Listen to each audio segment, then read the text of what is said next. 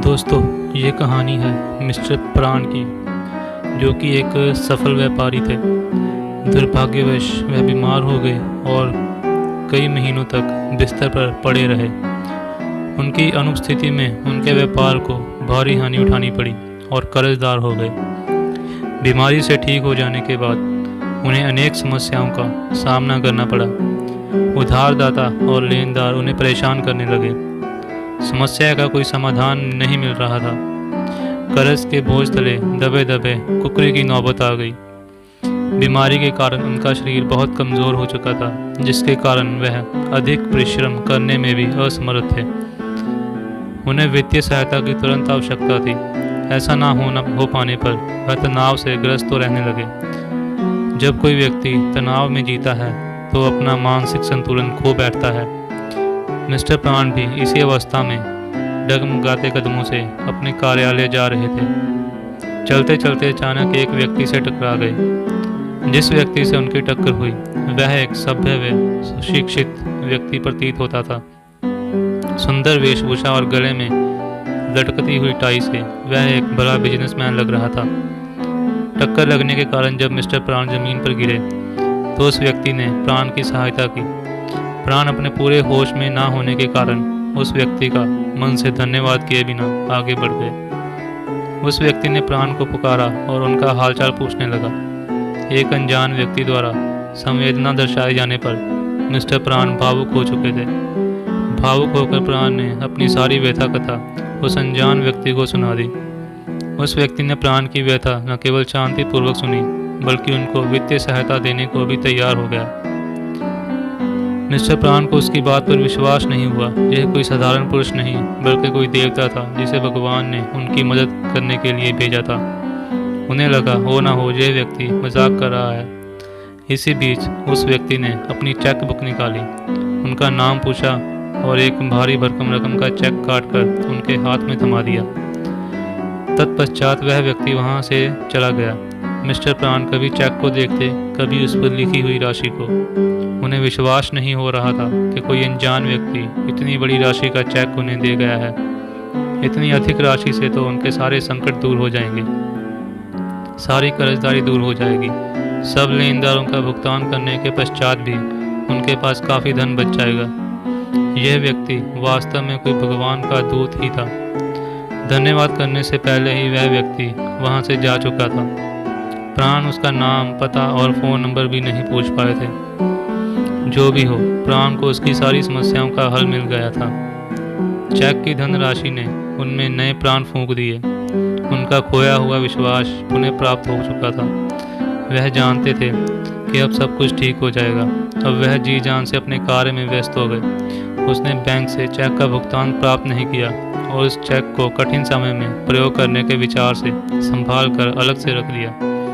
उसने अपने बिगड़े हुए व्यापार को संभालने का कार्य आरंभ कर दिया। उसे विश्वास था कि उसके पास एक बहुत बड़ी राशि का चेक है और मुसीबत पड़ने पर चेक के धन से वह हर मुसीबत का सामना करने में अब पूर्णतः सक्षम है। वह एक कुशल व्यापारी तो था ही। उसने नए संपर्क स्थापित किए, लेनदारों को समय से भुगतान करने का आश्वासन दिया, नए ठेकों के अनुबंध किए और अपने व्यापार को आगे बढ़ाने में सफल होने लगा। कुछ ही महीनों के कठिन परिश्रम के पश्चात उसने अपनी हानि को लाभ में परिवर्तित कर दिया। ऐसा करने के दौरान उसने चेक की राशि का उपयोग भी नहीं किया। चेक अभी तक उसने संभाल कर ही रखा हुआ था। अब उसे व्यापार में इतना लाभ होने लगा था कि उस चेक की राशि की आवश्यकता ही नहीं थी। उसने सोचा क्यों ना यह चेक उस व्यक्ति को वापस लौटा दिया जाए जिसने मुसीबत के समय उसे यह चेक दिया था। यह विचार आते ही उसने उस व्यक्ति की तलाश आरंभ कर दी। बहुत प्रयत्न करने के पश्चात भी प्राण उस अनजान व्यक्ति को नहीं खोज पाया, परंतु उसने निश्चय किया कि वह उस अनजान व्यक्ति जिसने मुसीबत के समय उसे यह चेक दिया था उसकी खोज जारी रखेगा और उसका धन ब्याज सहित उसे लौटा देगा। किंतु चेक को संभाल कर रखने का कोई लाभ नहीं था। उसने वह चेक बैंक में जमा कर दिया और फिक्स्ड डिपॉजिट खाता खुलवा दिया ताकि चेक की राशि पर ब्याज मिलता रहे। परंतु उस चेक का भुगतान नहीं हो सका और बैंक ने वह चेक प्राण को बैरंग लौटा दिया। बैरंग चेक वापस लौटने का बैंक ने निम्न कारण बताया। खाते में पर्याप्त बैलेंस नहीं है। इस खाते के धारक का मानसिक संतुलन भी ठीक नहीं है। यह बात जानकर प्राण को बहुत आश्चर्य हुआ। जिस चेक के भरोसे उसने लाखों रुपए की सामग्री खरीदी और बेची, जिस चेक के भरोसे उसने बड़े बड़े ठेकों को अंजाम दिया, वह मात्र एक कागज का टुकड़ा निकला। चेक की बहुत बड़ी राशि का होना केवल उसकी कल्पना थी।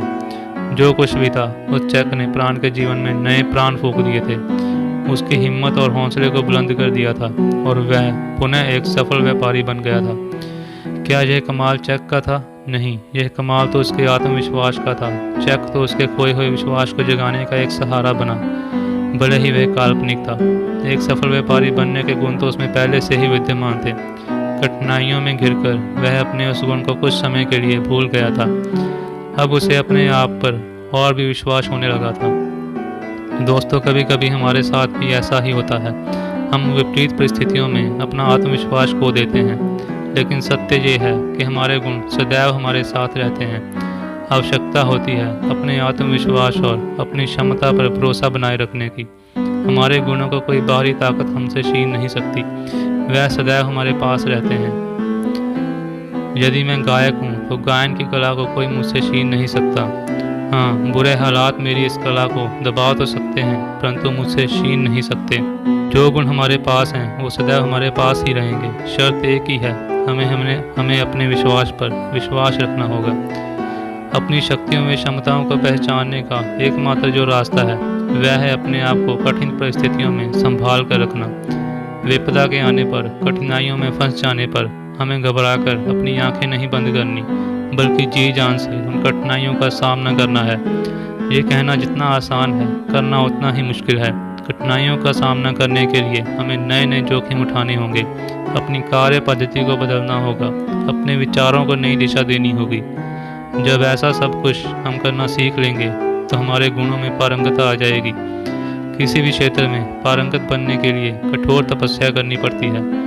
एक गायक को कई घंटों तक निरंतर अभ्यास करना होता है, तब जाकर वह अपने गुणों में पारंगत बनता है। केवल यह आवश्यक नहीं है कि हम अपने गुणों को पहचानें, अपने गुणों को प्रयोग करने में महारत हासिल करनी चाहिए। अपने गुणों के साथ साथ हमें अपनी कमियों को भी पहचानना होगा। हमारे गुण हमें आगे बढ़ने से जितने सहायक होते हैं, हमारी कमियां हमें उससे अधिक पीछे धकेल देती हैं। हमारे गुणों की भांति हमारी कमियां भी हमारे अंदर ही विराजमान हैं। मिस्टर प्राण को मुसीबतों का सामना अपनी बीमारी के कारण करना पड़ा था, जो एक बाहरी कारण था। बाहरी कारण प्रत्यक्ष होते हैं, वो हमें दिखाई देते हैं, अतः उनका सामना करना आसान होता है। लेकिन जो कारण दिखाई नहीं देते, उनका सामना करना बहुत कठिन होता है। अगर हमारा दुश्मन हमारे सामने खड़ा है तो हम उसका मुकाबला डटकर कर सकते हैं।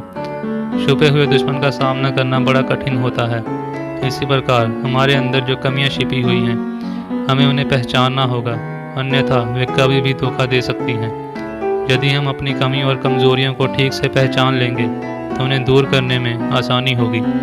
अपनी कमियों या गुणों को पहचानना कोई आसान कार्य नहीं है, इसके लिए धैर्य की आवश्यकता होती है। जिस दिन हमने अपनी कमियों और अपने गुणों को पहचान लिया, उस दिन हम अपने जीवन के सभी लक्ष्य पूरे करने की क्षमता प्राप्त कर लेंगे और अपना महत्व समझाएंगे।